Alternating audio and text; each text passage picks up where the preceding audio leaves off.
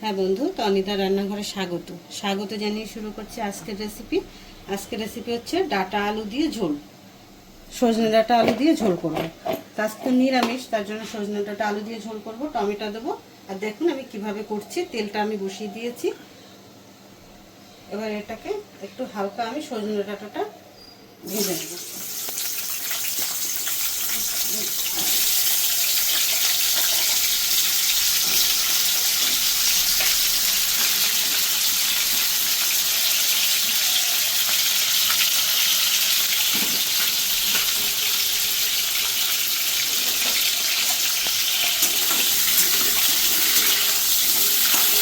সজনে ডাঁটাটা হালকা একটু ভেজে নেব।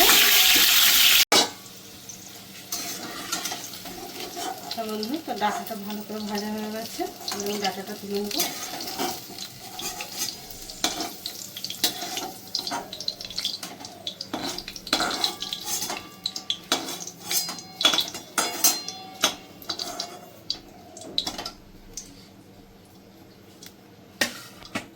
এবার আমি ফোড়নে দিয়ে দেবো একটু জিরে,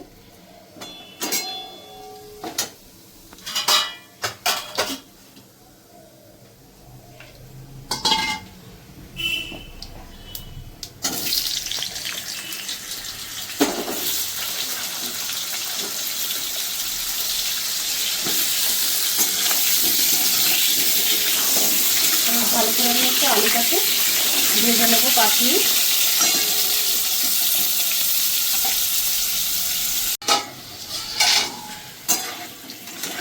আলুটা আমার ভাজা হয়ে গেছে। এবার এটাকে আমি মশলাগুলো দিয়ে দেবো। এটাতে আছে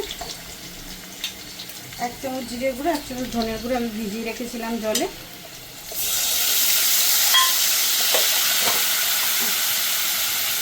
আর এটাতে আছে আদা বাটা, 1/2 চামচ আদা বাটা দেবো।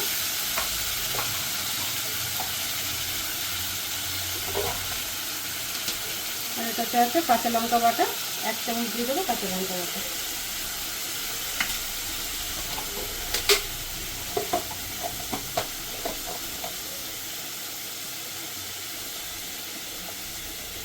এবার দিয়ে দেবো আমি টমেটো,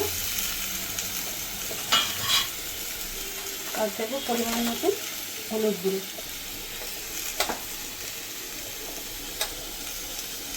আর একটু সামান্য লাল লঙ্কার গুঁড়ো।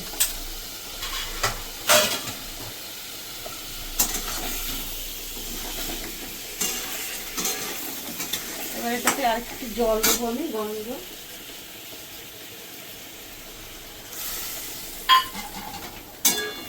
এবার মশলাটাকে আমি ভালো করে কষিয়ে নেবো। আর দেবো পরিমাণ মতন নুন।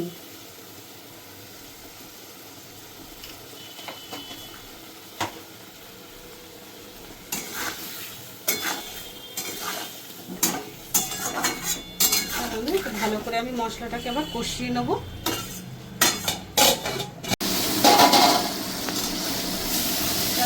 মশলাটা আমার ভালো করে ভাজা হয়ে গেছে। এবার আমি জলটা দিয়ে দেবো।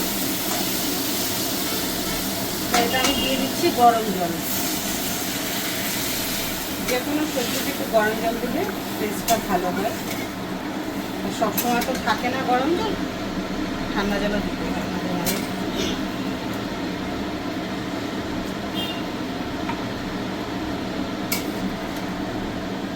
পরিমাণ মতো দিয়ে দিলাম। যতটা ঝোল রাখবো রাখবো সেই বুঝে জল। সেটা ভালো করে ফুটে গেলে, আলুটা প্রায় সিদ্ধ হয়েই গেছে, তো আরেকটু হলে আমি ডাঁটাটা দেবো।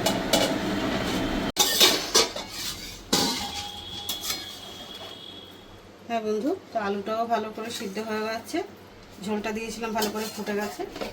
এবার আমি দিয়ে দেবো ডাঁটাগুলো তো ভাজতে ভাজতেই সিদ্ধ হয়ে গেছে।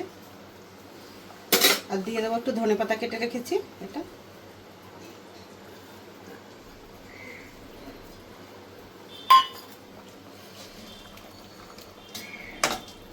5 মিনিট একটু ফুটে গেলেই নামিয়ে দেবো।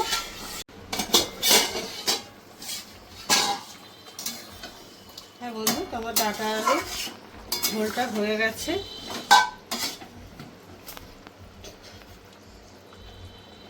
হ্যাঁ, আলু সব কিছু সিদ্ধ হয়ে গেছে।